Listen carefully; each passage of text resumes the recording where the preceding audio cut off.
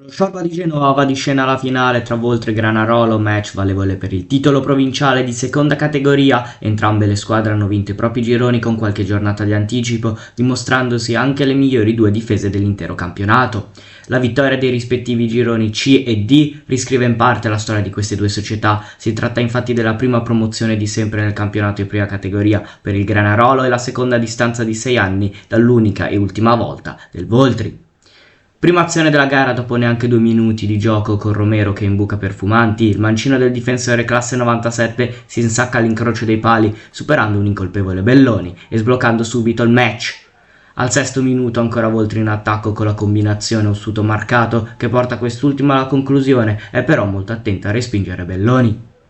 Dal nono minuto inizia a diventare sempre più pericoloso il Granarolo, prima con il dribbling e il tiro di Adorno che costringe Canciani a mettere in corner, poi la punizione di Domi che termina alta e infine sempre il numero 9 che viene toccato in area da Rittore e per il direttore di gara Pilozzo non ci sono dubbi, è penalty. Dagli 11 metri si presenta lo stesso Domi che è freddissimo e l'esecuzione è perfetta, il tiro bacia il palo e termina alle spalle di un Canciani che aveva intuito ma non poteva far di più.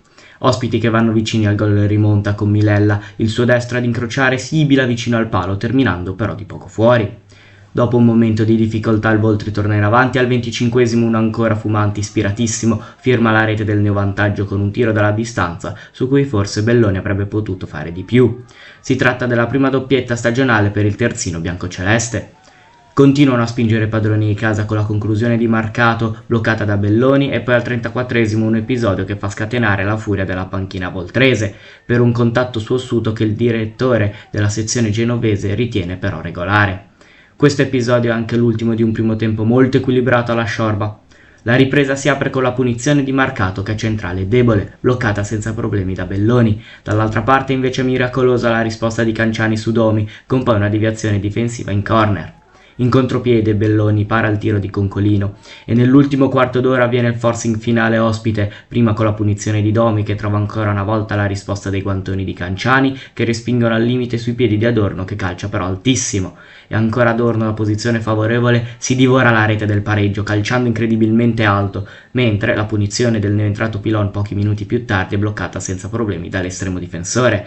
Con l'ultima opportunità in pieno recupero con l'acrobazia aerea di Belloni che termina però di poco fuori. Così dopo 3 minuti di recupero Pilozzo fischia 3 volte. Alla Sciorba di Genova il Voltri vince 2-1, decisiva la doppietta di Fumanti che vale così il titolo provinciale, coronando una stagione a dir poco fantastica dei ragazzi di Difede. Vanno ovviamente fatti anche molti complimenti al Granarolo di Mister Messina per il raggiungimento di un traguardo storico come la prima categoria.